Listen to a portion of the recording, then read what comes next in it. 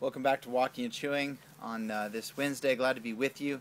Usually we spend this time to look back and reflect on the sermon of the past week and the passage that was front and center there. Today we're going to do something a little bit different. We're going to reflect on the sermon that Pastor Matt's going to be preaching this upcoming Sunday.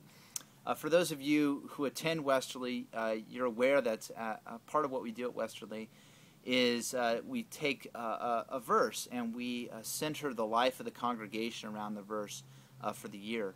And that verse for us this year has been Psalm 9, verse 10, a wonderful verse that says, "Those who know your name will put their trust in you." A verse for us to call us to understand God and understand who God is. And in light of that, that growing knowledge of God, our trust in God will be strengthened and built up. Well, Pastor Matt's going to be doing something great in the coming weeks. He's going to talk about practices that we can have incorporated in our lives to help strengthen our understanding of who God is and to build that knowledge of His name and in turn build our trust in Him. And in this coming Sunday, Pastor Matt's going to be talking about a verse that I'm sure many of you know, found in Psalm 46, and the verse is this: "Be still and know that I am God. I will be exalted among the nations. I will be exalted in all the earth."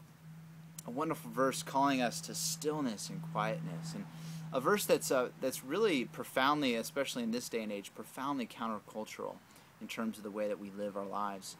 I know that so many of us are just thoroughly plugged in, technologically speaking. I know certainly I am. I'm grateful for my wife who calls me to account on that on many occasions. I know that sort of from morning until evening, sometimes even after I'm in bed, I'm emailing, I'm texting, I'm listening to something on my iPhone, and I know that that's just really significant in terms of the way that so many people live their lives in this day. I was looking at some interesting statistics this week, and wanted to share a couple of those with you.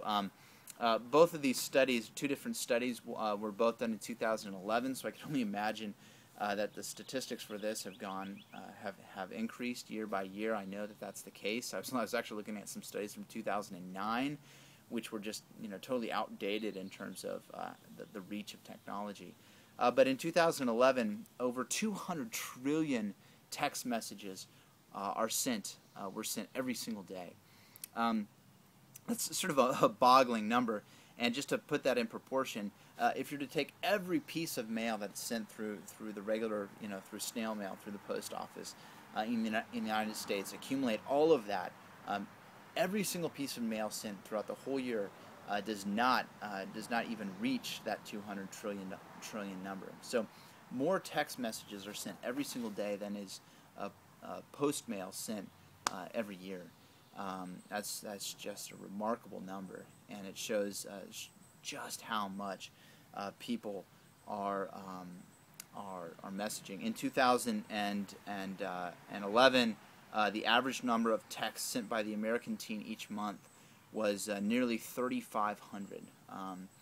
3,500 text messages a month. That's over 100 a day were sent by the average teen in 2011.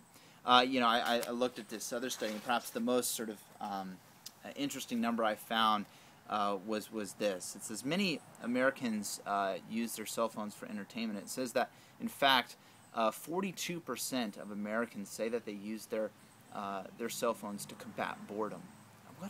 What an interesting thing that your cell phone becomes for us.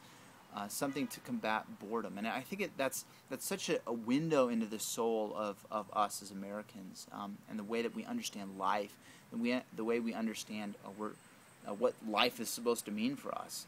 That life is sort of an opportunity to be entertained, to be engaged, to have someone else provide something that's stimulating and exciting for us to see, and that all of life ought to be this sort of type of engagement that's provided for us.